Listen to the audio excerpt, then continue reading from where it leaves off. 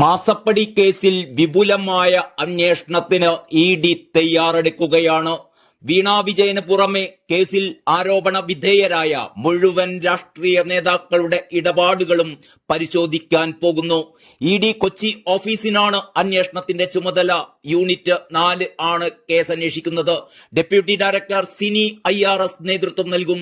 Income tax interim settlement ബോർഡിന്റെ വിധിയിൽ പേരുണ്ടായിരുന്ന OC, KK, EK, RC, PV തുടങ്ങിയ പേരുകാർക്ക് പിന്നാലെ ഇ.ഡി. ഉടൻ എത്തുമെന്നർത്ഥം.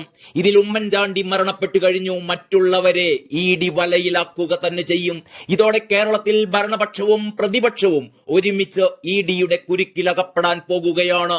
വരാനിരിക്കുന്ന പഞ്ചായത്ത് തെരഞ്ഞെടുപ്പിലും അതിനുശേഷം നടക്കാൻ പോകുന്ന നിയമസഭാ തിരഞ്ഞെടുപ്പിലും കേരളത്തിൽ വൻ രാഷ്ട്രീയ അട്ടിമറിക്ക് തന്നെ കാരണമായേക്കാവുന്ന വൻ കരുനീക്കങ്ങളാണ് കേന്ദ്രം നടത്തുന്നത് എന്ന് തന്നെ വേണം മനസ്സിലാക്കാൻ.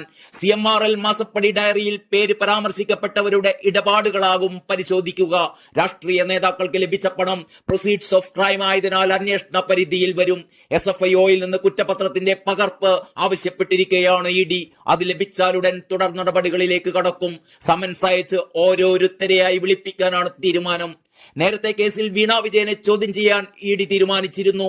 SFIO രേഖകൾ പരിശോധിച്ച ശേഷം ഹാജരാകാൻ ആവശ്യപ്പെട്ട് സമൻസ് നൽകും. 2024 മാർച്ചിൽ മാസപ്പടി കേസിൽ ഇ.ഡി. ECIR അതായത് enforcement case information report register ചെയ്തിരുന്നു.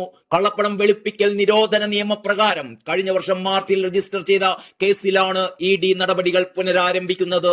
SFIO കുറ്റപത്രം സമർപ്പിച്ച പശ്ചാത്തലത്തിൽ അവരോട് രേഖകൾ ആവശ്യപ്പെട്ട് ഇ.ഡി. കത്ത് നൽകിയിരുന്നു. ഇത് പരിശോധിച്ച ശേഷം ചോദ്യം ചെയ്യുന്നതിനായി വീണ വിജയൻ ഉൾപ്പെടെയുള്ളവർക്ക് നോട്ടീസ് അയക്കാൻ ഇ.ഡി. തീരുമാനിച്ചിരിക്കുകയാണ്. അതേസമയം മാസപ്പടി കേസിലെ SFIO തുടർ നടപടികൾക്ക് സ്റ്റേ ഇല്ല എന്ന് ഡൽഹി ഹൈക്കോടതി ഇന്നലെ വ്യക്തമാക്കിയിട്ടുണ്ട്. SFIO അന്വേഷണ റിപ്പോർട്ട് സമർപ്പിച്ചു കഴിഞ്ഞതിനാൽ എങ്ങനെ അത് റദ്ദാക്കാൻ കഴിയുമെന്ന് ഡൽഹി ഹൈക്കോടതി ചോദിക്കുകയുണ്ടായി. നേരത്തെ കേസ് പരിഗണിച്ച ജസ്റ്റിസ് സുബ്രഹ്മണ്യം പ്രസാദിന്റെ ബെഞ്ചിലേക്ക് CMRLന്റെ ഈ ഹർജികൾ മാറ്റിയിരിക്കുകയാണ്. ഈ മാസം 21-ന് പുതിയ ബെഞ്ച് വാദം കേൾക്കും. അന്വേഷണ റിപ്പോർട്ടിൽ ശശിധരൻ കർത്തയാണ് 1-ാം പ്രതി. മുഖ്യമന്ത്രിയുടെ മകൾ വീണ 11-ാം പ്രതിയും. കേസ് കോടതിയിലല്ലേ എന്നും അത് നടക്കട്ടെ എന്നുമായിരുന്നു കഴിഞ്ഞ ദിവസം മുഖ്യമന്ത്രി പിണറായി വിജയൻ മാധ്യമപ്രവർത്തകരുടെ ചോദ്യങ്ങൾക്ക് ചെറിയൊരു പതർച്ചയോടെ മറുപടി പറഞ്ഞത്. അത്ര ഗൗരവമായി താൻ കേസിനെ കാണുന്നില്ലെന്നും കൂടി മുഖ്യമന്ത്രി പറഞ്ഞു വെച്ചു.